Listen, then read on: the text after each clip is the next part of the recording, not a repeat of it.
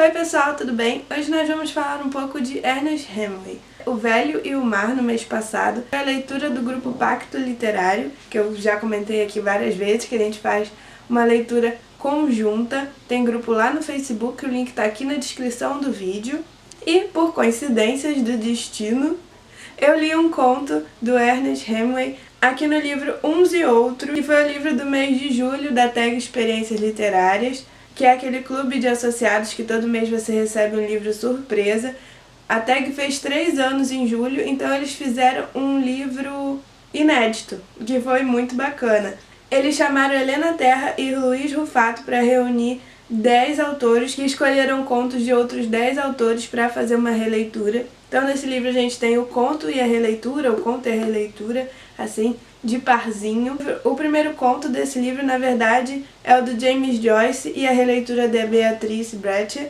Mas, como eu já queria conversar com vocês sobre O Velho e o Mar, hoje a gente também vai conversar sobre o conto do Ernest Hemingway, que é O Fim de Algo, e também o conto do Assis Brasil, que ele chamou de Início de Alguma Coisa, imitando Hemingway. Então a gente vai falar sobre esses dois contos e sobre O Velho e o Mar. Em O Velho e o Mar, a gente tem um conto, digamos assim, de superação, mas não é aquela superação que necessariamente vai ter um final bonito, sabe? E que, nossa, ele conseguiu realmente alguma coisa com aquele esforço e superação. Não, é uma superação que horas você admira, horas você acha até exagerada, ao tão beirando a teimosia que o personagem tem. É um livro bem fininho que vai contar a história de um pescador que anda numa maré de azar, não pescando nada. Ele já é um senhor bem de idade. Como ele não tá pescando nada, ele tá bem pobrinho.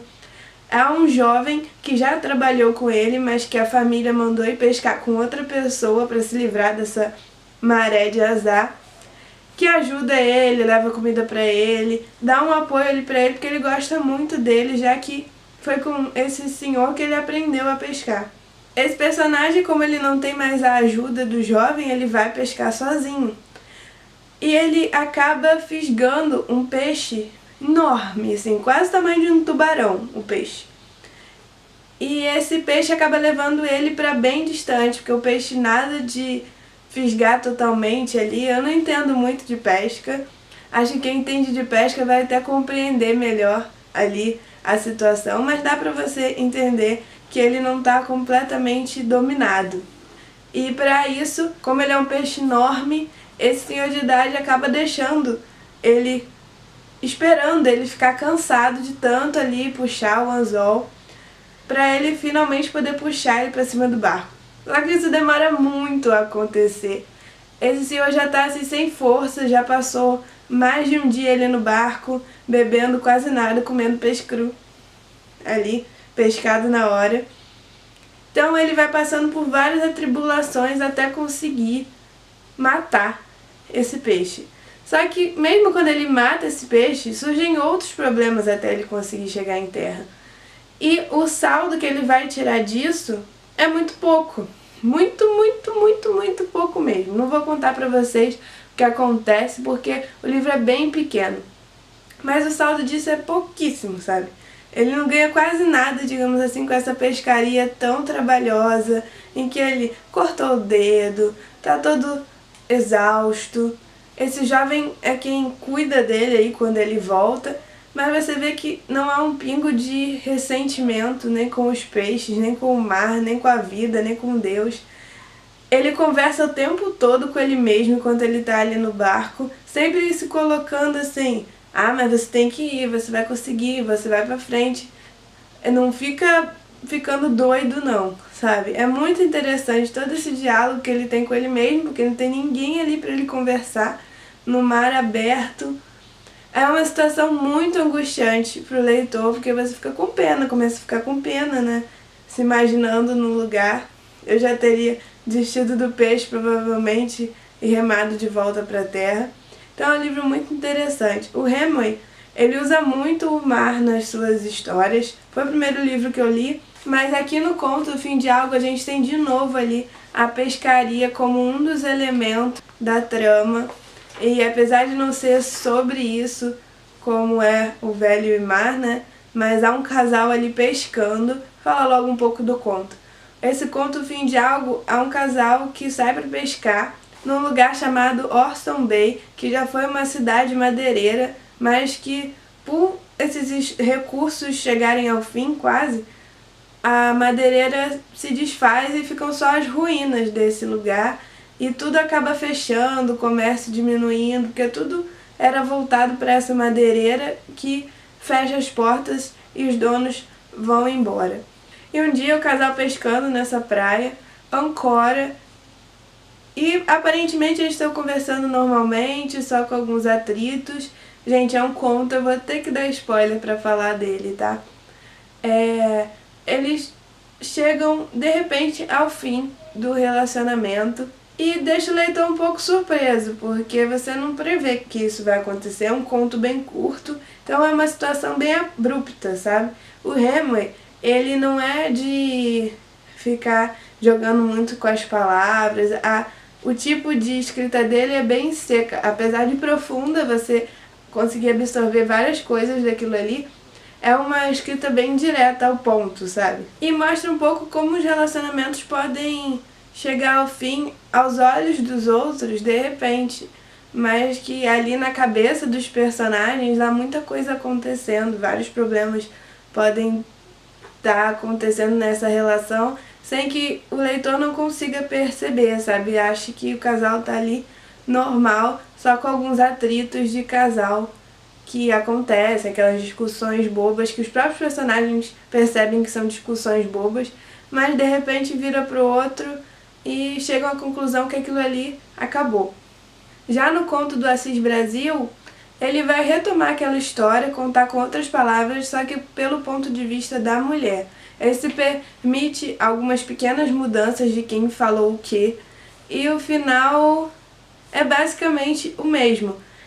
É como se ele explicasse melhor o conto do Hemingway, eu achei, mudando esse ponto de vista, porque ele vai dizer que ela não queria estar ali pescando,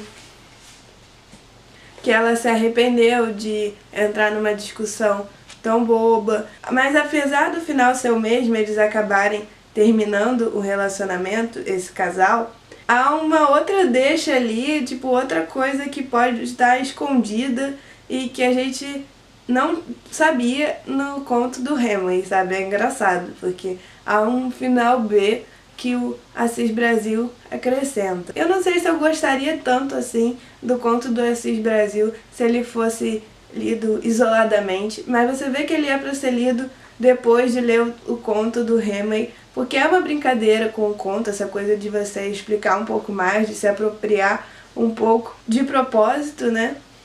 Eu vou falar um pouquinho mais sobre o livro para vocês saberem que outros autores estão aqui. 10 autores da língua portuguesa relevantes dentro do cenário atual pela densidade e singularidade de seus escritos foram convidados a dialogar com autores do passado consagrados pela passagem do tempo. Beatriz Brecher, Luiz Antônio de Assis Brasil, Eliane Brum, Milton Ratum, Ana Maria Gonçalves, Paulo Lins, Ivana Arruda Leite, José Luiz Peixoto, Maria Valéria Rezende e Cristóvão Teza.